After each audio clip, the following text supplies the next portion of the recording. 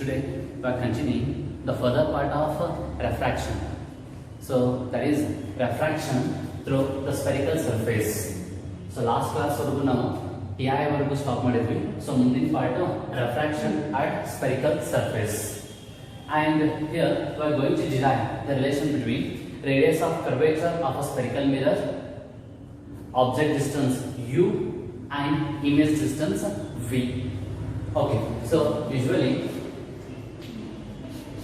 is asked for 5 marks in your annual exam. So it is very important derivation. You may get a question like derive the relation between r, radius of curvature, u, object distance, and v, image distance. Okay, see the diagram, ray diagram. We are having a spherical surface. We are having a spherical surface, and this is made up of glass. So that's why I call this is glass medium of refractive index N2. Glass medium of refractive index N2, and this is air medium of refractive index N1. See the diagram. M P M dash. M P M dash is a spherical interface. Is a spherical interface. Interface means that is dividing the two surface, two medium, air medium and glass medium. So M P M dash, it is a spherical surface. Okay, and see this white line. So which is perpendicular to this section of that spherical surface. So this section you notice that the white line 90 degree nalada. So that's why it reaches the C. Okay, C is the center of curvature of this spherical surface. If I extended this spherical nature, so there will be a sphere or a circle, and this will be the point of that spherical surface. Okay, so here this is center of curvature, and this is the normal line. I call this is normal line. NC is normal line. Okay, so O is the point object. O is the point object on the principal axis in the air medium. See the explanation. O is the point object on the principal axis in air medium. So from the O, so there will be many rays of light. But for our study, I am taking a single ray. So which is incidenting at this point. For this I call A point. Its name is A. So at a point A, the light is incidenting on the spherical surface from the point object O. So whenever the light is moving from one medium to another medium, air to glass, it has to suffer from the refraction. In specific, we know when it is moving from rarer to denser, it bends towards the normal line. Is it? Okay, so that's why instead of moving in this direction, it is bent towards the normal line, and somehow it reaches the point I on the principal axis. And see the diagram. If I consider one more ray, along the principal axis, along this principal axis, so was a refracted ray. Was a refracted ray. ಇಲ್ಲಿ ಏನಾದರೂ refracted ray bend ಆಗಿರ್ತದೇನೋ ಇಲ್ಲಿ refraction phenomenon ಆಗ್ತದೇನೋ? No. So because if a ray is along the principal axis, along this one, so it will be normal to the surface. Whenever the light is moving normally from one medium to another medium, it doesn't undergo the refraction. So that's why one ray is in this direction, so another ray is here. So whenever the two refracted rays meet, so at that point the image will form. ಎಲ್ಲಾದರೂ at least two ರೆಫ್ರಾಕ್ಟೆಡ್ race meet ಆಗ್ತಾವೋ ಅಥವಾ two reflected race meet ಆಗ್ತಾವೋ ಅಲ್ಲೆಲ್ಲ ನಮ್ಗೆ image ಬರ್ತಿರ್ತದ. ಇವಾಗ ರೆಫ್ರಾಕ್ಷನ್ ಫಿನೋಮೆನನ್ ಒಂದ್ ರೇ ಇಲ್ಲಿ ಬಂದದ, ಮತ್ತೊಂದ್ ರೇ ಇಲ್ಲಿ ಬಂದದ, ಎರಡು ರೇ ಕೊಡೋದಲ್ಲೇ ಆಯ್ನಲ್ಲಿ. ಸೊ ಆಯ್ನಲ್ಲಿ ಏನಾಗ್ತದ, ಇಮೇಜ್ ಫಾರ್ಮ್ ಆಗ್ತದ. ಯಾವ್ದು ಇಮೇಜ್? ಓ ಪಾಯಿಂಟ್ ಆಬ್ಜೆಕ್ಟ್ ಇಮೇಜ್ ಇಲ್ಲಿ ಫಾರ್ಮ್ ಆಗಿದೆ. Okay, it is about the diagram. Okay, C the explanation.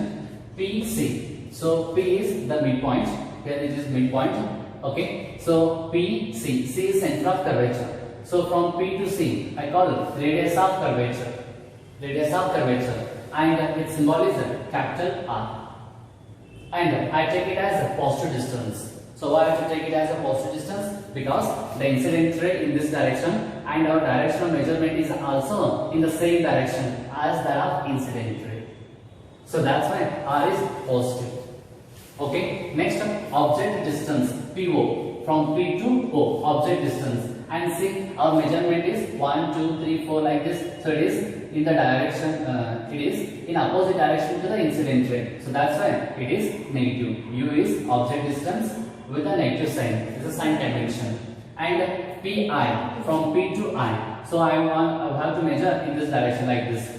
And it is in the direction of incident ray. It is positive. And the symbol for this is V. V is image distance, which is positive, and U is object distance, which is negative in this case. Is it clear? Okay. The next point, from the Snell's law. From the Snell's law. What's the Snell's law? So which is also called as a second law of refraction.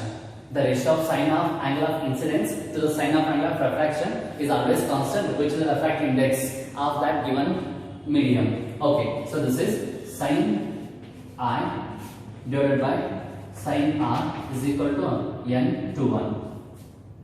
Is it? Okay, so where is the sine I? Sorry, where is the I? I is angle of incidence. This is our angle of incidence. The angle made by the incident ray with the normal line. Okay, and the angle made by the refracted ray with the normal line. So this is angle of refraction. Is it? Okay, then sine I. Okay, how to write n to 1? We can write it like n2 divided by n1.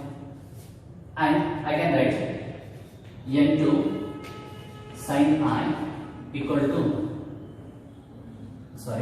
n1 into sine I, n2 sine of R. So say equation number 1. This is equation number 1. Okay, and since angle I and R are very small, so that we can write sine of I is simply I. So we can't apply the sine function or cos function in this case. So instead of writing sine I, we will write only I. So I'll write sine I. Instead of sine I, I'll take I. Sine R, I'll take this is R. So the equation 1 becomes n1 into I equal to n2 into R. I call this equation number 2. Equation number 2. Okay, and this is I and this is R. So I'll draw a perpendicular line. I'll draw a perpendicular line from the point of incidence to the principal axis. Now observe the diagram. So there will be a right angle triangle OA, and I call this is D point. This is D point. OAD is a right angle triangle. Okay, I want to write the value of I in terms of distances. Okay, so this is angle alpha. What's the alpha? Alpha is the angle made by the incident ray with the principal axis. And this is I call this is, okay. So there are two angles. This is beta, okay, and this is gamma. And here this is gamma. What is the gamma? Gamma is angle made by the refracted ray with the principal axis. Okay. Now from triangle OAC. If I consider triangle OAC, so I will be the external angle. I is external angle. See the diagram? So it is like this. This is O, this is A, and this is C. And here at C, the angle is beta. At O, the angle is alpha, and this is I angle. Okay, I want to write I equal to now. You know the theory of the triangles, that is external angle is equal to sum of opposite internal angles. So here it is alpha plus beta. Okay, similarly from triangle ACI. Triangle ACI. See the triangle? This is A, this is C, and this is I. The triangle is like this.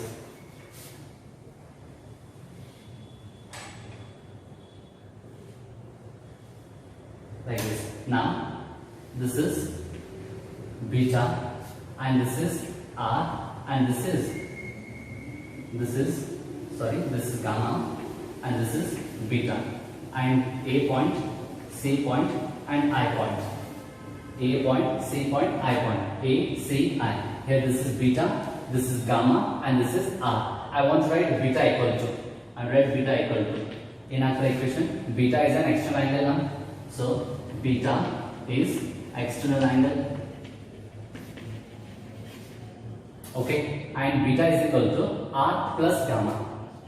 R plus gamma. Now I want to write the value of R. Here we got I, and now I want to take R. So now R is equal to beta, and take this gamma here. This beta minus gamma. Okay, in this equation we got the I value, and here we got the R value. Now substitute the I and R in our equation number 2. Okay, substitute I and R in equation 2. I value and R value in equation number 2. Okay, N1 as it is, N1 into R. Instead of I will write alpha plus beta. Alpha plus beta is equal to N2 into R. N2 as it is, and what's the R? R equal to beta minus gamma. R equal to beta minus gamma, right? And next, I call this equation number 3. Okay. Now I want to write the value of alpha, beta, gamma in terms of the distances. That's why we consider the right angle triangles, which includes the angle alpha, beta, and gamma. The first one is the triangle from the triangle OAD. See the triangle OAD is a right angle triangle, right? What's the AD? AD is a perpendicular line from the point of incidence to the principal axis, and this is the incident ray. Okay, from the triangle OAD, from the triangle OAD, can you write alpha is equal to? Here alpha is equal to AD divided by OD. Actually, we take a tan alpha is equal to AD by OD. So because of the small angle, we left that tan function. We wrote only alpha is equal to AD by OD. And see, this D is very close to P. So we will measure OD and we will measure OP. So if you measure those two things and if you compare, you can come to a conclusion OD distance is equal to OP. ಇಲ್ಲಿ D ಮತ್ತೆ P point ಎರಡು ಏನಿದಾವ ಬಹಳ ಸಮೀಪ ಇದಾವ. ಹೌದಾ? So O ದಿಂದ P ವರೆಗೂ ಎಷ್ಟು ಡಿಸ್ಟೆನ್ಸ್ ಇದನೋ O ದಿಂದ D ವರೆಗೂ ಆಲ್ಮೋಸ್ಟ್ ಅಷ್ಟೇ ಡಿಸ್ಟೆನ್ಸ್ ಇದೆ. ಸೊ ಅದಕ್ಕೆ OD ಬರಿ ಬದಲಾಗಿ ನಾ ಏನು ಬರೀತೇನಾ ಇಲ್ಲಿ OP ಅಂತ ಬರೀತೇನೆ. OP O ದಿಂದ D ಡಿಸ್ಟೆನ್ಸ್ ಮಾಡಿದ್ರು ಅಷ್ಟೇ, O ದಿಂದ P ಡಿಸ್ಟೆನ್ಸ್ ಮಾಡಿದ್ರು ಅಷ್ಟೇ. So here we got the value of alpha. And next from the triangle, I want to get the value of beta. So you should take one more triangle, that is ADC. Triangle ADC. Where is ADC? This is A, this is D, and this is C. And beta equal to, you can write beta equal to this one, opposite side divided by adjacent side. Actually this is tan beta. Because of the small angle, we are leaving that tan function and taking only the angle. Beta is equal to AD divided by DC. AD divided by DC. Again the same distance, same measurement. D to C. If you measure D to C and P to C, so almost D to C is almost equal to P to C. So I replace the D by P in the denominator. Okay, so this is PC distance, right? So why are checking PC instead of DC? Because we don't know what is the DC, but we know what is the PC, that is radius of curvature. We were knowing OP, so that's why we replace this OD by OP, so which are almost equal. Is it clear? Okay, we did the same thing in our last derivation also, so that's why. Okay, next point, triangle ADI, triangle ADI. Where is ADI? This is A, this is dotted line D and I. So consider this large triangle ADI. Gamma equal to opposite side, that is AD divided by DI. Okay, again I will change the D by P. So instead of writing DI distance, I will write PI distance. P and D are very close. Okay, so by this way we got a value of alpha, beta and gamma. We got a value of alpha, beta and gamma. Substitute this alpha, beta, gamma in equation number 3.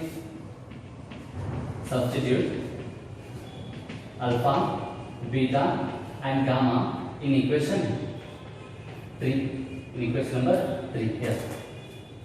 Okay, so now N1 alpha was alpha value AD by OP, and the plus sign. Okay, beta was a beta value AD by PC, close the bracket, equal to N2, and see here this is beta. Where is the beta now? This one, AD by PC, AD divided by PC, and it is negative sign. And gamma, the value of gamma AD by PI, AD divided by PI. Is it? We wrote the value of alpha here, beta and gamma value. We substitute that alpha, beta, gamma in equation number 3, right? And next, see here AD is common and here AD is also common, and we can check it out and they are cancelled. So AD is common on both sides, and it is cancelled, Okay, the next step, N1 as it is, here it is 1 by OP plus 1 divided by PC equal to N2 into 1 divided by PC minus 1 divided by PI. Is it?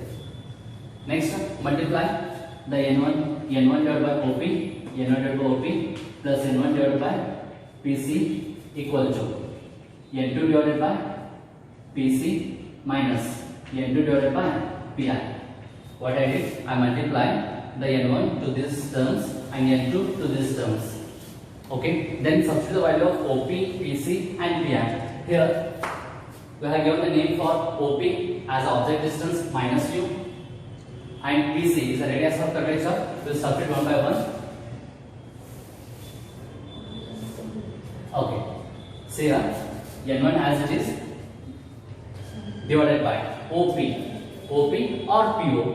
This is the object distance, and as per sign convention this is negative. Write it as minus u. Next, plus sign. Okay, then N1 divided by PC. This is radius of curvature which is posterior, equal to N2 divided by again PC is R and minus sign, N2 divided by PI. This is our image distance, it is also positive, and this is V, right? And the next step,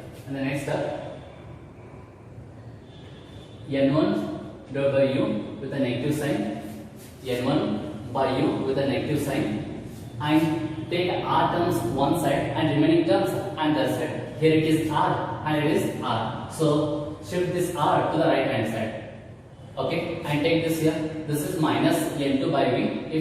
If I take to the left hand side, this becomes plus N2 divided by V. N2 divided by V equal to This is n2 by r as it is, n2 by r, and this plus becomes minus here, n1 divided by r, n1 divided by r. Is it clear?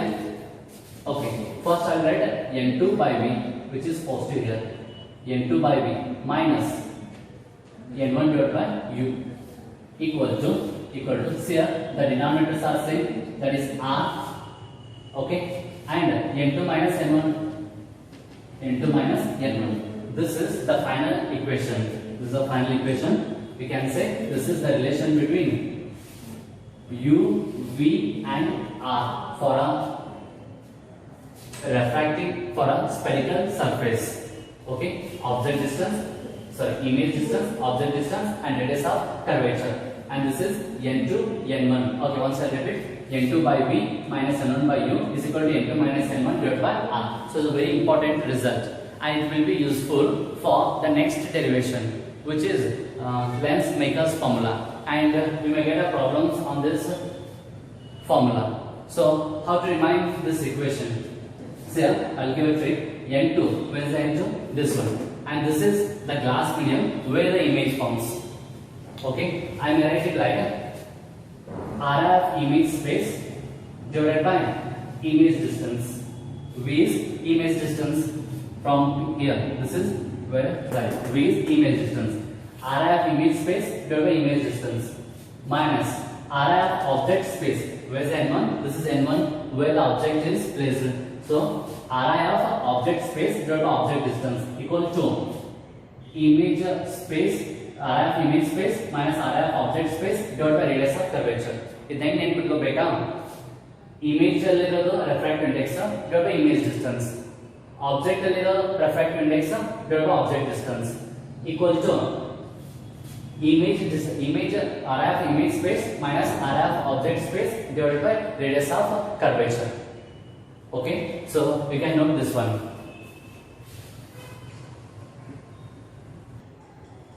Okay, so area of image n2, area of image space divided by v, image distance minus n1, area of object space divided by object distance equal to area of object space minus area of image space divided by r, radius of curvature. So it should remain it like this. And if I written this much up to this much, you will get 5 marks.